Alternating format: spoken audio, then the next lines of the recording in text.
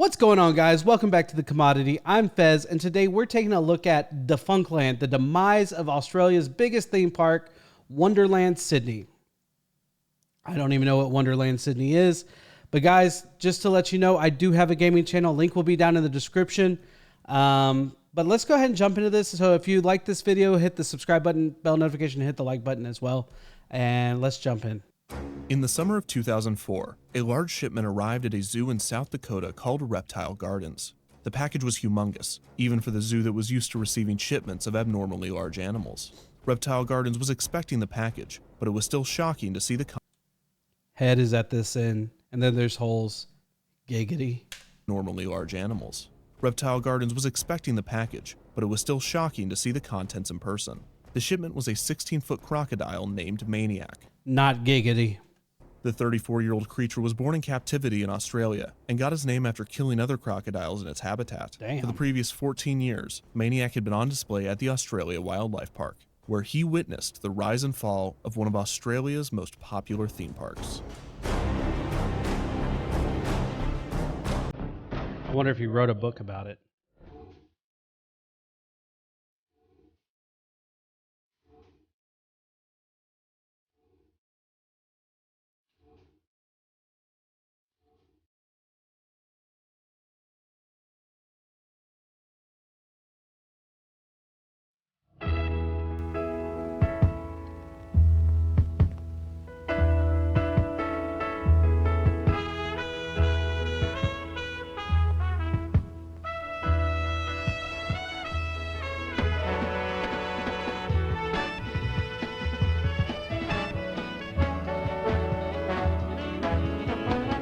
In 1972, That's so cool. I love old Kings videos Island like this. opened in Mason, Ohio. The park was the first theme park to be built. In 1972, Kings Island opened in Mason, Ohio. The park was the first theme park to be built by the Taft Broadcasting Your first red flag being built in Ohio. Company, and its new theme park division, the Kings Entertainment Company, or KECO. Taft Broadcasting would implement the theming and details seen in the theme parks constructed by the Walt Disney Company, utilizing the classic Hanna-Barbera cartoon characters that they had recently acquired. Kings Island was a huge success, and it would prompt Taft and KECO to build more parks. The company built Kings Dominion in Doswell, Virginia, which opened in 1975. They acquired Carowinds in Charlotte, North Carolina the same year. KECO would open Canada's Wonderland in Ontario, Canada in 1981. In 1985, they would be hired to operate Great America in Santa Clara, California. Taft's expansion into theme parks had been a huge success, and the company continued looking for areas to expand. The prospects of international theme parks outside of North America became much more attractive on April 5, 1983, when the Walt Disney Company opened their first international park, Tokyo Disneyland, to rave reviews and financial success. It might not be a coincidence that a mere 4 months later, Taft Broadcasting announced that they were planning to build an international theme park of their own, only their park would not be in Asia. Taft Broadcasting was going down under.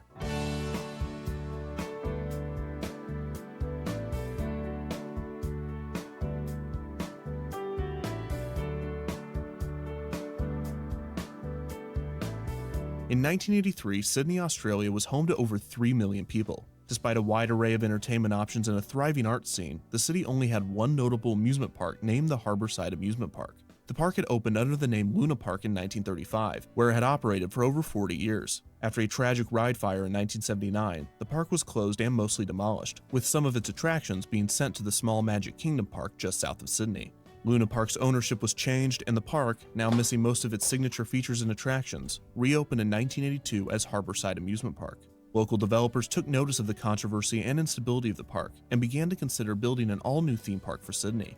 As luck would have it, an American company with years of experience in the theme park industry was already looking to expand internationally. Taft Broadcasting's choice to expand its parks to Australia was far from random. Hanna-Barbera had created a studio in Sydney in 1972, and Taft would operate the Australian division of CIC Video, a VHS distributor. Due to this, the children of Australia had a familiarity and appreciation for the Hanna-Barbera characters, and after conducting a thorough market research examination on Sydney, Taft was confident that a theme park would work well in the area. The park cost an estimated $65 million to build, which was down from early projections of $75 million. Taft wanted the park to be smaller than its American counterparts, and they expected to rely on locals rather than tourists to populate the park. Some locals were concerned over Americanization of the area, especially after hearing that the park was to be the biggest in the Southern Hemisphere. The result, however, was hard to scoff at. Are there a lot of parks in the southern hemisphere? A world I'd like to see, where there's too much fun for everyone, and still lots left for me, where there's magic on every corner, and a smile on every face. If I could just step out of this perfect dream, into this perfect place. Wouldn't it be wonderful, walking hand in hand? Wouldn't it be wonderful if the world was Wonderland? Wouldn't it be wonderful for every boy, girl, woman, and man? Wouldn't it be wonderful if the world was Wonderland? The park, named Australia's Wonderland, officially opened on December 7, 1985. The park's management predicted 1.6 million guests would visit the park each year, despite its limited operating schedule. The park would be open only on weekends and during school and national holidays. It would also be closed from mid-May to early August, Australians' winter months due to its location in the southern hemisphere. When guests first walked through the gates of Australia's Wonderland in 1985, they were greeted with three major lands within the park: Medieval Fair, Hanna-Barbera Land, and Gold Rush. While these lands did contain classic amusement rides, the park emphasized its live entertainment, boasting 23 different stage shows and characters unique to each land that would interact with guests. Medieval Fair was themed to the mythical Middle Ages. The land gave guests themed attractions such as a bumper car ride named the Jousting Ring, the Spinning Sea Demon, and the Looping. They could have at least made it look like horses or something, even if they were still in car form, to give you a little bit of like realism to it. Starship, Bounty's Revenge. Guests experiencing the latter would often forget to empty their pockets before riding, resulting in hundreds of dollars worth of coins falling to the lake below, and in one bizarre situation, a cigarette lighter falling onto the queue's roof and exploding. Fortunately, no one was injured. That's crazy. Hanna-Barbera Land featured beloved characters from the cartoon studio, as well as rides and attractions based upon their respective shows. These included Judy's Jetliners, Huckleberry Hound's Merry-Go-Round, Old McScrappy's Golf Farm, Fred Flintstone's Splashdown, and the Celebrity Night Gala Show, featuring some of the more popular characters. Scooby-Doo. This land also had a Can't do children's him. wooden roller coaster, the Beastie, which was half the size and height of Wonderland's premier attraction, the Bush Beast, located in the Gold Rush section of the park. This section included attractions such as Funnel Web, the Skyhawk, Ned Kelly's Getaway, and the river raft ride Snowy River Rampage. The Bush Beast was the main draw of the area, and it was themed as the sister to Kings Island's popular wooden coaster, the Beast. The Bush Beast reached speeds of up to 56 miles per hour and heights of 90 feet, and it was the tallest wooden roller coaster in the southern hemisphere at the time of its opening. Wonderland's opening season was a huge success, and expansions of the park were quickly greenlit to ensure public interest remained in the attraction. In 1988, Wonderland received The Beach, a water park that operated seasonally and adjacent to Wonderland, where park guests could visit without purchasing another admission ticket. In 1989, the double-lift Ferris wheel, the Zodiac, was relocated to Wonderland from Kings Island. 1990 saw the opening of yet another park adjacent to Wonderland, the Australia Wildlife Park. The park was home to over 600 animals, including dingoes, kangaroos, koalas, goannas, penguins, and crocodiles, such as the homicidal Maniac. The park heavily leaned into Australian culture, most likely for the international tourists, offering activities such as boomerang throwing, whip cracking, and serving billy tea and damper. For all of the guests wanting to experience the outback without leaving the That's city, so cool. this was the perfect destination. In the early 90s, Australia's Wonderland and its parks blossomed with even more shows and attractions being added. The Blinky Bill show, based off of the famous Australian cartoon, was a hit with kids. I want to know if you went when it was open. Let me know down in the comments if you've been. Be kind of interesting. And the Rock and Roll Wrestling show featured legendary wrestlers and gave families the opportunity to win a lunch with a wrestler of their choice. Rides like the Demon, a Vekoma boomerang coaster, and the Space Probe, a drop tower, were also added to the parks, and a new themed area named Transylvania was created. Cool. Wonderland was so popular among locals that weddings were even held in the park. Oh, that's cool. In less than a decade, Wonderland had proven its naysayers wrong.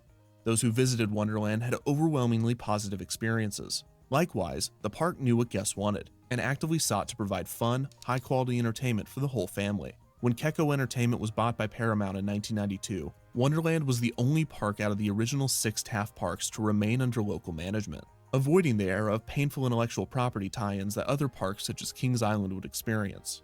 The fun seemed like it would never end, but in 1997, As Maniac watched family after family pass his cage, each enjoying their vacation in Wonderland, he nor they realized that the park's days were already numbered. In 1997, the Malaysian-based Sunway Group acquired Australia's Wonderland. Sunway Group already owned theme parks around Malaysia, and it seemed as though it was poised to take Wonderland to the next level. Despite its popularity among locals, the park's ownership was having trouble breaking even with all of the expansions and operating costs, as the park now operated year-round instead of its initial seasonal schedule. After the change in management, it was speculated that even more expansion was on the horizon for Wonderland, that perhaps Sunway Group would bring more rides, attractions, and possibly a full resort.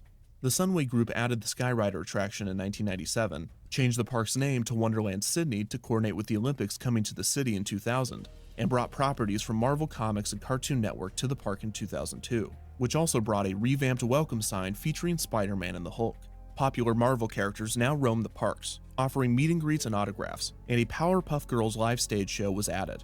However, it soon became apparent that Sunway Group had no interest in expanding the theme park further. In fact, the company even began inexplicably shutting down whole sections of the park, using odd excuses such as efficiency studies finding that the park was too big. Select rides were closed or removed altogether. The kid favorite coaster, the Beastie, sat dormant, to the dismay of the visiting children. Compared to the rapid expansion the park saw under Keko, this was a massive blow to the locals and fans. Park goers were forced to watch their cherished local park crumble bit by bit before their eyes.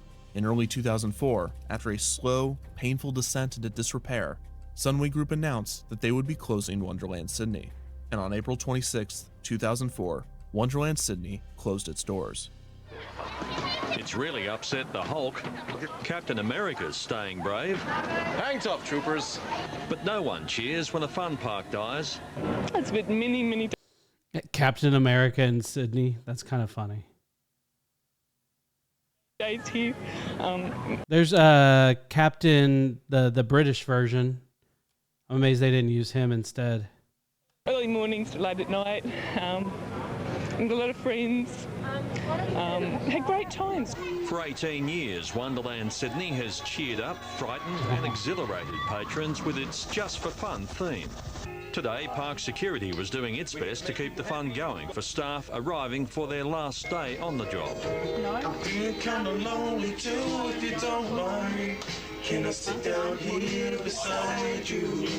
A lot of people have said that it's going to be like a big thing gone out of their childhood. Sold for more than $52 million, Wow. the fun park will be replaced with a business park. Oh, that Are you sucks. sad today? For 1 year, the park sat abandoned.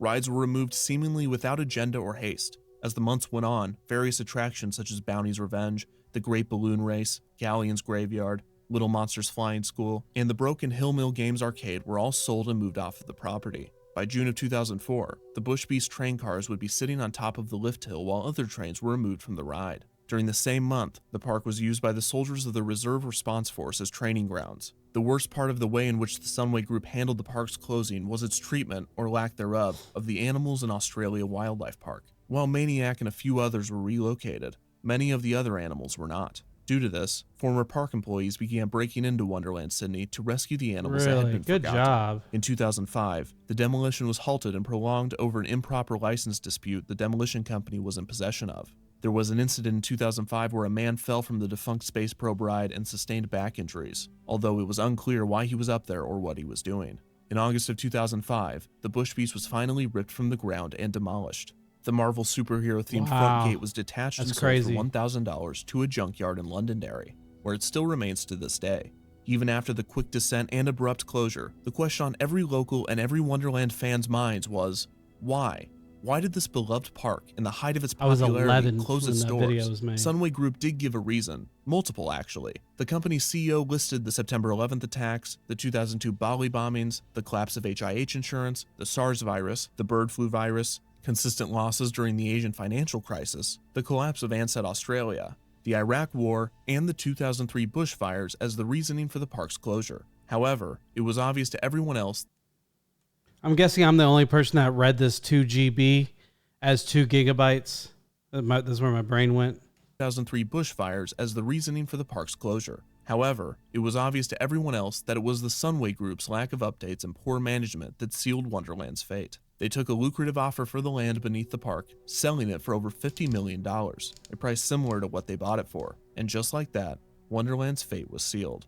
Since the park's closure and demolition, there have been talks and proposals for reviving Wonderland. Florida-based David Backus, who is the operations manager of Walt Disney World, promised a new park in 2021 called World of Wonder. He has stated that he is currently devoted to developing Australia's largest theme park destination resort, the spiritual successor of Wonderland Sydney, for Western Sydney Theme Park Development Trust. In addition to the theme parks, the location would include a shopping center, a sports arena, and a convention center. Classics like the Bush Beast will inspire the revamped rides, made possible by cutting-edge technology. Hopefully the new project will be able to come to fruition, and maybe even capture some of the magic that Wonderland once did. Maniac the Crocodile still entertains guests today at Reptile Gardens. That's crazy. Most of those that pass by his cage do not know the tragedy of Wonderland Sydney. What the Beast observed in his time at the park was a sight seen all too often. A park filled with fun and joy, a place where memories were made by millions, and a cultural landmark that made an imprint in its city. All of that killed by financial issues and corporate logistics brought about by companies barely making an attempt to manage a work of art that they don't fully understand. Even the homicidal crocodile might take issue with the death of Australia's Wonderland.